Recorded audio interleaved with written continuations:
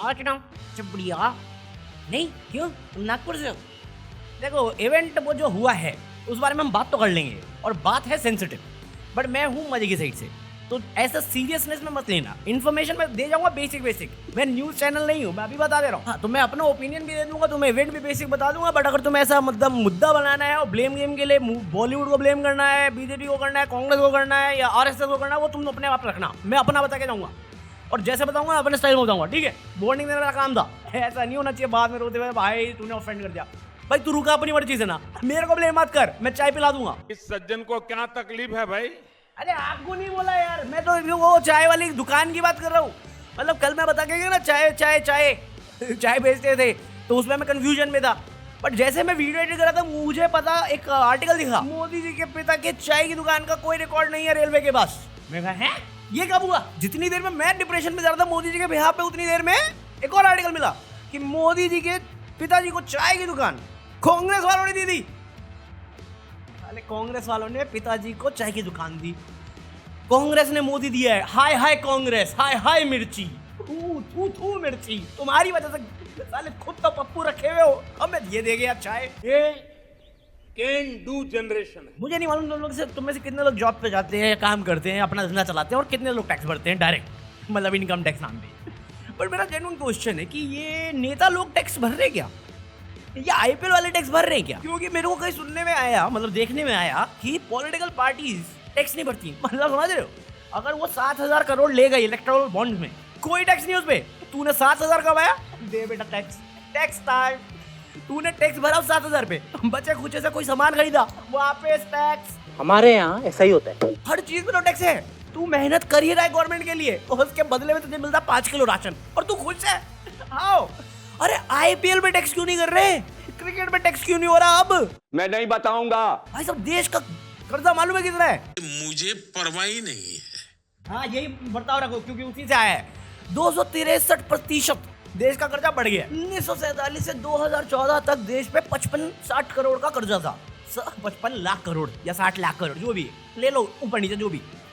2025 तक में, 2014 से 2025 तक में 200 लाख करोड़ का खर्चा है, कर्जा है, कर्जे में डूबे पड़े हैं। और ये ग्राफ मिला है मेरे को कांग्रेस के पेज से कि भाई हर साल ये कर्जा बढ़ता गया है। भाई साहब हम लोग उधारी लेते हैं ना, तो अगले महीने सोच समझ के खर्च करते हैं कि भाई वो उधारी चुकानी भी है।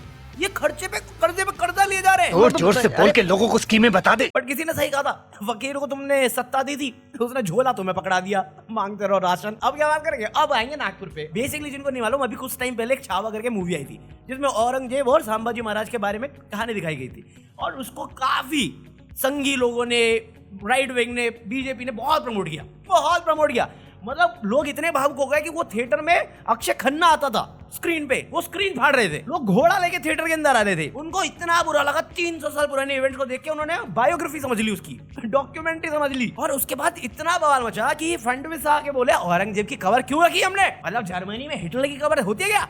कोई पूछेगा, बट इंडिया में होती है। ये मुस्लिम लोग ये मैं कहा भाई मेरे बहुत सारे मोहम्मदन दोस्त रहे हैं, मैंने भी औरंगजेब को सिर्फ स्कूल की किताबों में पढ़ा था। उसके बाद मैं रियल लाइफ में, जब तक तुम नहीं आए ना संगी लोगों, इतना मेरे को लगता नहीं मोहम्मदन लोगों ने भी याद किया होगा औरंगजेब को। उसके खुद के रिश्तेदारों ने नहीं याद किया होगा उतना, जितना बीजेपी के राइट विंग सबने याद कर लिया उसको। बात तो सही है। तो 17 मार्च को इन्होंने एक इवेंट रखा, बजरंग दल और वीएचएस ने, हिंदू सभा वालों ने।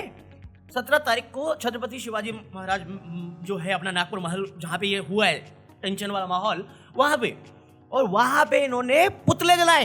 किसके? महान औरंगजेब के। अबे अपने दादाओं को इतना याद नहीं करते होंगे लोग, पुतले जलाए। मैं कहा कोई पुतले जलते रहते हैं हमारे देश में, यूट्यूबर हो या 300 साल पहले मरा हुआ मुर्दा, सबके पुतले जलाते हैं। इस बार इन लोगों ने औरंगजेब का जो पुतला था उसमें हरा कपड़ा डाल के जलाया, और यहाँ से एक अफवाह उठी कि उस कपड़े में कुरान थी या कुरान का कुछ पन्ने थे, जिसको लेके ये रूमर उठा और बवाल मचा। जिसके बाद फिर वहां से कुछ मुस्लिम कम्युनिटी के लोग आए और पथराव करने लग गए हिंदू डोमिनेटिंग एरिया में। और इस इवेंट में 40 गाड़ियां जला दी गई, 15 पुलिस वाले घायल हो गए और बहुत सारी प्रॉपर्टी को डैमेज किया गया।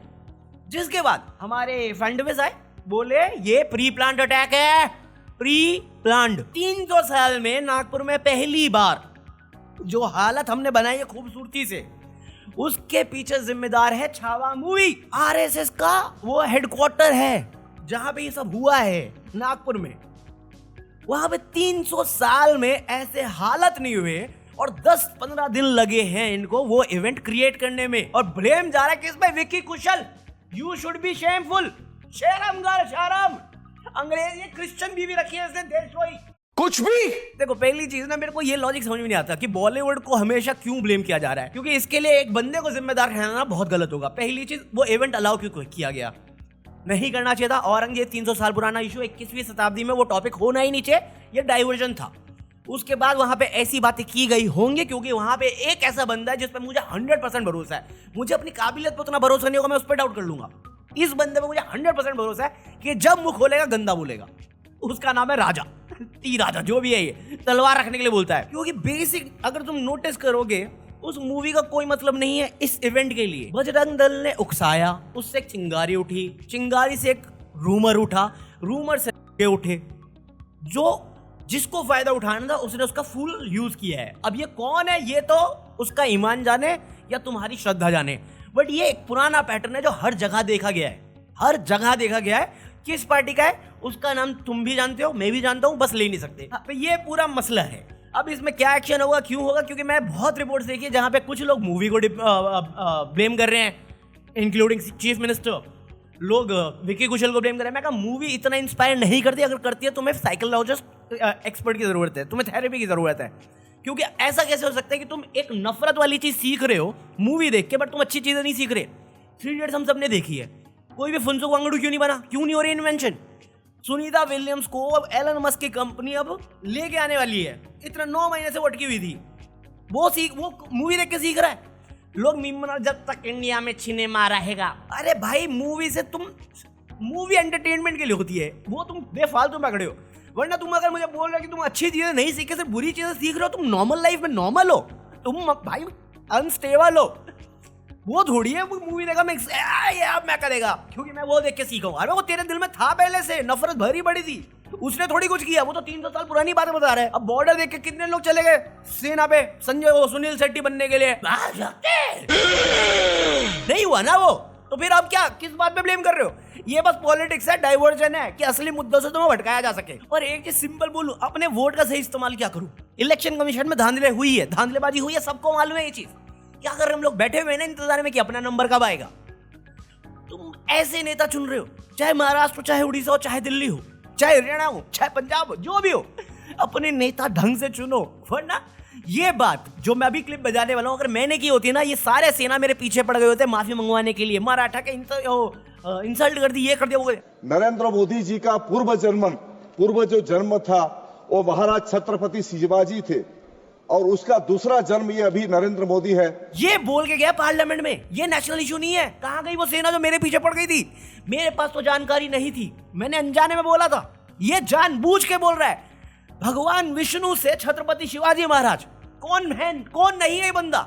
इसको 400 सीट दे दिए होते ना, मंदिर बना के बैठ गया होता ये कि मैं ही हूं साईं भी, मैं ही हूं सब कुछ। कितना आउटरीच हो गया इस पे। पहनिया तुम ये औरंगजेब पे गुस्सा हो तो अक्षय खन्ना के घर पे क्यों नहीं हुआ पथराव? फिर इतनी अच्छी एक्टिंग करी है ना, और तुम मुझे कह रहे हो इस औरंगजेब को देख के इतना बवाल हुआ है कि ये हो गया नागपुर में। भाई 2012-13 में अर्जुन कपूर की एक मूवी आई थी औरंगजेब, मैंने देखी है। इतनी घटिया फिल्म है वो, इतनी घटिया फिल्म। उस पे आउटरीच क्यों नहीं हुआ? इसमें तो अच्छा काम था, उसमें तो मूवी का नाम ही औरंगजेब था। उतना घटिया देख के नहीं हुआ तुम्हारा आउटरीच। आज मूड नहीं कर रहा। तो अगर तुम मुझसे पूछो ना किसको ब्लेम करना चाहिए, तो अगर तुम विक्की कौशल को ब्लेम कर दो तो उस राजे को भी ब्लेम करो, नीतीश राणे को भी ब्लेम करो, गोदी मीडिया को भी ब्लेम करो, महाराष्ट्र के चीफ मिनिस्टर को भी ब्लेम करो, एक्स चीफ मिनिस्टर को भी ब्लेम करो, उस पूरी पार्टी को ब्लेम करो जिसके पास जिम्मेदारी है महाराष्ट्र के लोगों की सिक्योरिटी की, हिफाजत की। उनसे क्वेश्चन करना चाहिए। उस पुलिस को क्वेश्चन करो, क्या उन्हें नहीं मालूम था? क्यों ऑर्गेनाइजेशन करने दी, क्यों इवेंट करने दिया? वो पुलिस को नहीं मालूम था? स्टैंड अप कॉमेडियन अपना शो नहीं कर सकता दिल्ली में भी, ये इवेंट करवा रहे हैं जहां पे इनको मालूम था ये कम्युनल टेंशन बढ़ा देगा। वो सब रिस्पॉन्सिबल है इसके लिए। तुम एक को पकड़ के अपनी खुशी मना लो। अबे साले, मतलब अभी देखो ममता बनर्जी है, ममता बनर्जी के बारे में मैंने थोड़े दिन पहले रिपोर्ट करी थी कि कुछ लोग कह रहे थे कि भैया आप हिंदू नेता हो, आपको मस्जिद जाने की जरूरत क्या है, मुस्लिमों के बारे में करने की जरूरत क्या है। उसमें ममता बोली खुद बोली वो कि भैया मैं इफ्तार पार्टी में गई तो अभी बहुत सारे लोग सवाल उठाने लग गए। मैं दुर्गा पूजा मनाती हूँ, मैं काली पूजा मनाती हूँ, मैं Kashi Vaishwanath, Christmas, midnight mass, मैं हर चीज करती हूँ, फिर ये इफ्तार पार्टी पे ही क्वेश्चन क्यों? बंगाल लैंड है कम्युनल हार्मनी का, ये मैसेज है। इस मैसेज से नफरत है इन संघियों को, अंधभक्तों को, ये एकता से नफरत है। ये साले जिन्ना और सावरकर के ही चेले हैं, सही बोल रहा हूं मैं, जिनकी आइडियोलॉजी आज भी सावरकर और जिन्ना वाली है। इनको तब भगा देना चाहिए था, खुद ही नहीं गए ताकि ये बीज नफरत की बोते रहे साले। गजब बेइज्जती है। अभी तो मैं चला जाऊंगा बट तुम देखना, रात रात में कल तक में बॉयकॉट ट्रेंड शुरू हो जाएगा विकी कौशल पे। सारा ब्लेम विकी कौशल पे आ जाएगा। विकी कौशल ने कहानी लिखी, विकी कौशल ने सिर्फ एक्टिंग करी है, ब्लेम उस पर आ जाएगा। बॉयकॉट करने की डिमांड कर देंगे, उससे माफी आ जाएगी, अपॉलॉजी आ जाएगी, वो रिस्ट्रिक्ट कर देंगे, एडिट करना शुरू कर देंगे, सब कुछ मूवी पे कट जाएगा। विकी कौशल तुम्हें सेफ्टी देने वाला था।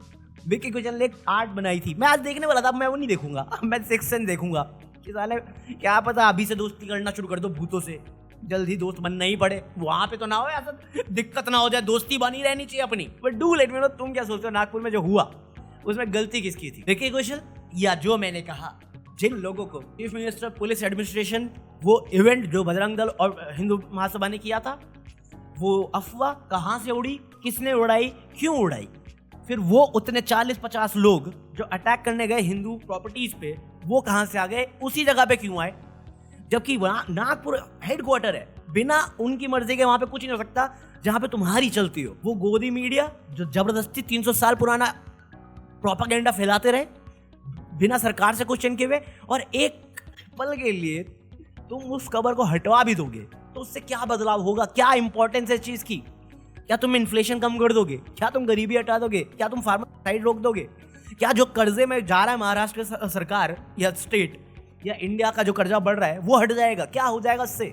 क्यों नहीं होती इस बारे में बात? So do let me know, तुम क्या सोचते हो? बाकी मैं मिल दो कल, peace out, leave a like. और अगर तुम्हें लग रहा है ना मैं इनसेंसिटिव वे से चला गया, तो मैं एक ही बात बोलूंगा, मुझे परवाह ही नहीं है।